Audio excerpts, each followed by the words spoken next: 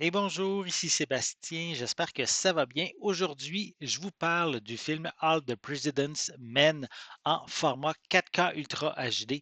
C'est un film de 1974 distribué par Warner Brothers et disponible depuis le 17 février 2025, réalisé par Alan J. Pakula. C'est la première fois que je voyais le film et c'est aussi, je dirais, la première fois que je m'intéresse que je me suis intéressé de près au scandale du Watergate. Donc, on y suit en fait Bob Woodward et Carl Bernstein dans les couloirs du Washington Post lors de leur enquête. Le film transforme une quête bureaucratique fastidieuse en un thriller politique assez captivant. Le film brille par son refus de sensationnalisme, préférant souligner la ténacité nécessaire pour débusquer la vérité à travers des appels téléphoniques interminables et des piles de documents. Dustin Hoffman et Robert Redford livrent des performances excellentes, capturant parfaitement la tension et la paranoïa qui s'installe au fur et à mesure que l'enquête remonte en fait vers la Maison Blanche. Il y a un énorme contraste dans la direction artistique entre les scènes lumineuses de la salle de rédaction et l'obscurité menaçante des rencontres clandestines avec Deep Throat. Son développement narratif est sobre, mais vraiment efficace. Ça parvient à rendre passionnant le processus de recherche.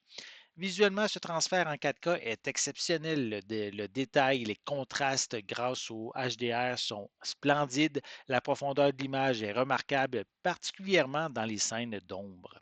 Pour les pistes sonores, elles sont offertes en anglais DTS HD Master Audio 2.0 ainsi qu'en français, allemand et espagnol mono avec des sous-titres dans les mêmes langues, en plus du danois, néerlandais, finnois, mandarin, norvégien et suédois. Comme supplément, on a All the President's Men, the Film and Its Influence. On a également Woodward and Bernstein, Journalism Masterclass. En fait, ces deux featurettes évoquent l'influence du film sur le journalisme en général. On continue avec trois documentaires, soit Woodward and Bernstein, Lightning the Fire, qui explore le journalisme d'investigation pendant et après le Watergate. On a également Telling the Truth About Lies qui nous amène dans les coulisses du film en présentant des membres de l'équipe dont Robert Redford et Dustin Hoffman. On a également le scénariste William Goldman et le directeur de la photographie Gordon Willis. On a aussi Out of the Shadows, The Man Who Was a Deep Throat, qui revient sur les révélations de Mark Felt en 2005 lorsqu'il a admis être gorge profonde avec des entrevues des principaux acteurs de l'enquête du Watergate. On a également Jason Wobard et Anne Dina qui offre ici une apparition justement de l'acteur Jason Robart en 1975 dans une émission de télévision. Et on termine avec une copie numérique qui est valide seulement qu'aux États-Unis puisque c'est l'édition américaine du film que j'ai en ma possession.